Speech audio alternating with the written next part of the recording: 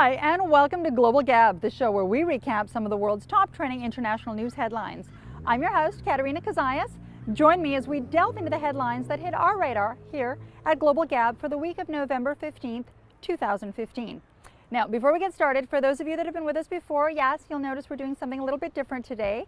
We've gotten out of the studio and come out onto the street where we intend to gab with some people about what they thought of this week's headlines. I'm going to delve right in. First up, our thoughts and prayers continue to go out to the people affected by the tragedies in Paris this past weekend. 130 people dead, hundreds more injured. We know you know this, but we do want to add a little bit more information for you today. French President Francois Hollande coming out and saying that his country is at war.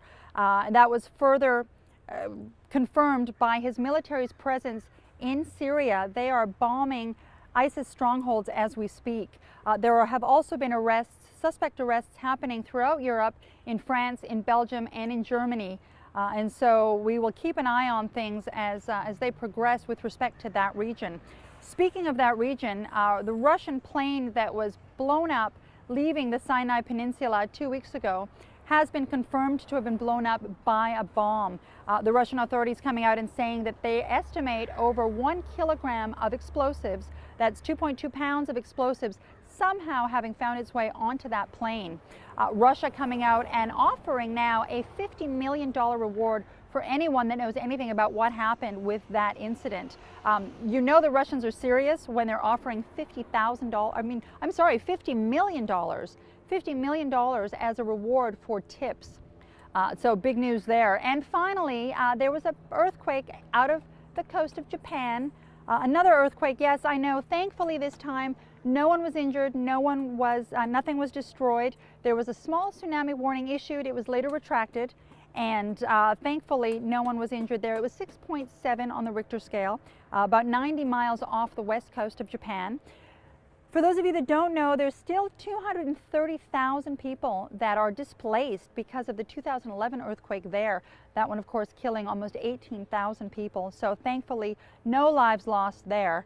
A lot more lives being lost, unfortunately, in other areas of the world. We are going to go gab with some people now. We do actually want to gab with you as well. So take to your favorite social media platform. We'd love to hear from you. You can find us on Twitter. It's Global Gab at Katerina Kazayas. Chat with us, gab with us about what your thoughts are. We're going to go find some people and gab right now. So Tito, we're gabbing with people today about their thoughts on the tragedies in France. How concerned are you right now about terrorist threats here in Los Angeles?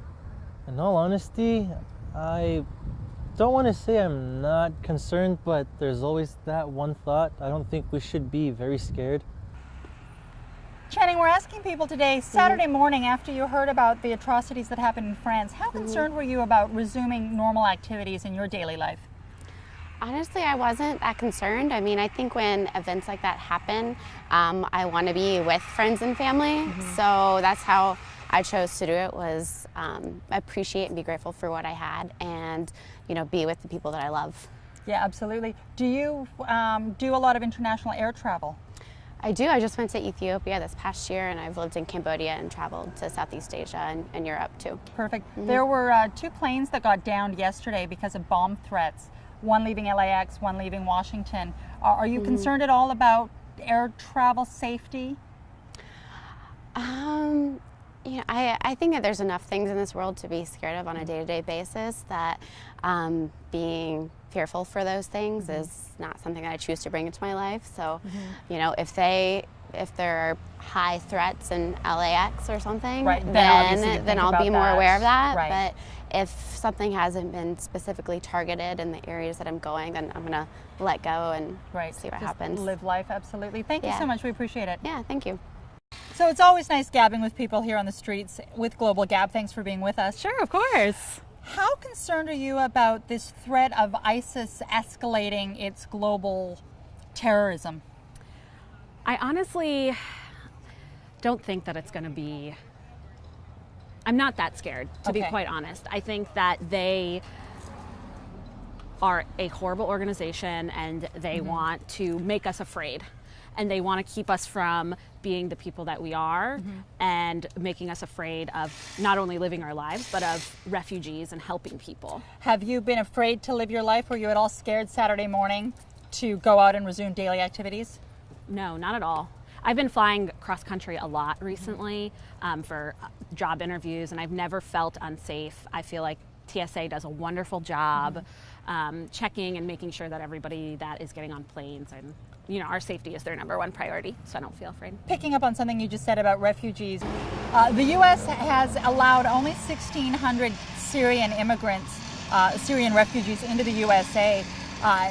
Obama's administration came out 2 months ago saying that in 2016 they were going to let 10,000 refugees in. But in the heels of what happened this past weekend in France, there have been 27 state governors that have said that they don't want to allow Syrian refugees into their states. What do you feel? Obviously, you've got a sense of humanitarianism about you. You touched on that first. I think that it's incredibly shameful. I come from the state of Maryland, and our governor actually stated the exact same thing. My parents are refugees. My entire family are immigrants to the United States from the Middle East, from Lebanon. And they left to find a better way of life.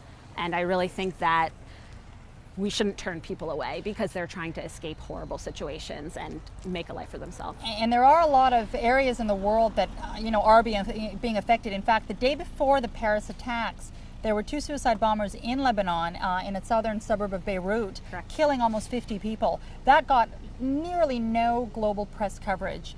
And I personally, I think that's a little bit tragic because we sort of expect that to happen in that part of the world. And you seem to be a perfect example of a refugee, of an immigrant that came to this country, whose family came to this country, and has done really well by being absorbed in this community.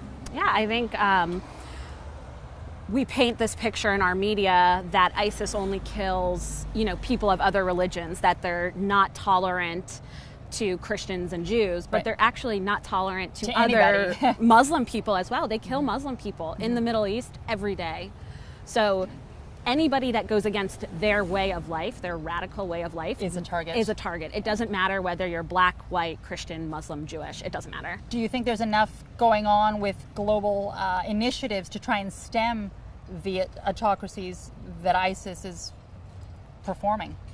I think that we need to have a global conversation. I think a lot of Middle Eastern countries need to put their hands in the pot as well. So not only Europe and the US, but people that have that have kind of stood back because they're afraid of what will happen to their country if they kind of go against ISIS.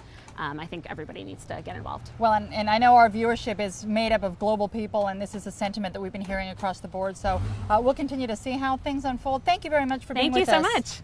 Bye-bye. And so you can see the immediate threat of people being scared in LA doesn't seem to be too high.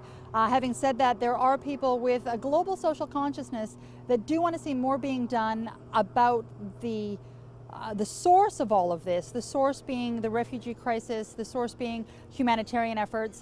We're here at Global Gab.